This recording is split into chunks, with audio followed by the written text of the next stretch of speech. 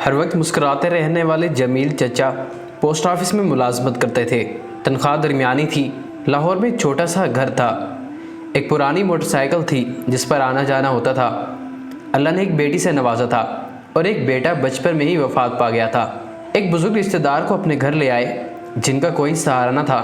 دونوں میاں بیوی ان کی خدمت کرتے رہے اور ان بزرگ نے ان کے گھر ہی وفات پائی۔ ایک اور پھوپھی جو بے اولاد تھی اور شوہر وفات پا چکے تھے، ان کے چھوٹے سے گھر کی مالکن ہوئی، جنہیں بہت راحت سے بڑھاپے کے دن پورے کرنے کا موقع ملا۔ ان کی ساس صاحبہ بھی ان کے گھر آ گئی، عمر 85 کے لگ بھگ، لیکن جمیل چچا کے ماتھے پر جھریاں نہ آئی۔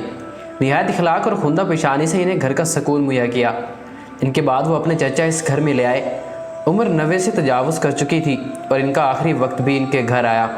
4 بزرگوں کو آخری عمر میں گھر جیسا آرام مہیا کرنے والے جمیل چچا اور ان کی اہلیہ کی عظمت آپ نے دیکھی ہوگی۔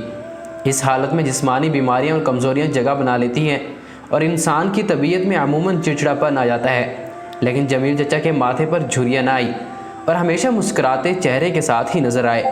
ایسی کمال کی صلح رحمی کرنے والے جمیل چچا خود بھی گلے کے کینسر کا شکار ہو گئے۔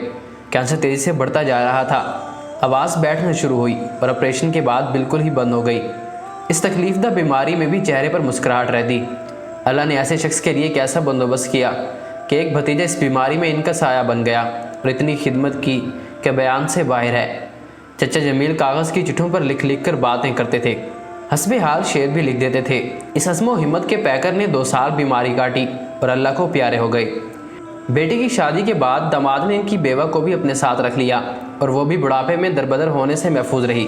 کوئی بڑھاپے کا سوچ کر بیٹے مانگتا ہے، کوئی پیسہ جوڑتا ہے اور کوئی کسی نہ کسی فکر میں رہتا ہے، لیکن چچا جمیل کے معاملے میں ان کے 4 بزرگوں سے کی گئی صلح رحمی نے انہیں بیماری میں دربدر نہ ہونے دیا اور نہ ہی ان کی اہلیہ کو تنہائی کا سامنا کرنا پڑا۔ جو سہارا اللہ بناتا ہے اس کا مقابلہ نہیں۔ انسان جتنے بھی سہارے ڈھونڈ لے ناقابل اعتماد ہی رہتے ہیں اور نہ جانے دوسری دنیا میں کیا کچھ چچا جمیل اور ان کی اہلیہ کے لیے لکھ دیا گیا ہوگا۔ زندگی مختصر ہے، سوچ بچار اور جمع و تفریح کی بجائے عملی نیکیوں میں خرچ کر دے۔ ہر کسی کے ساتھ اخلاق سے پیش آئیں، کسی کو کوئی ایسی بات نہ کہیں جس سے اگلے کا دل ٹوٹ جائے۔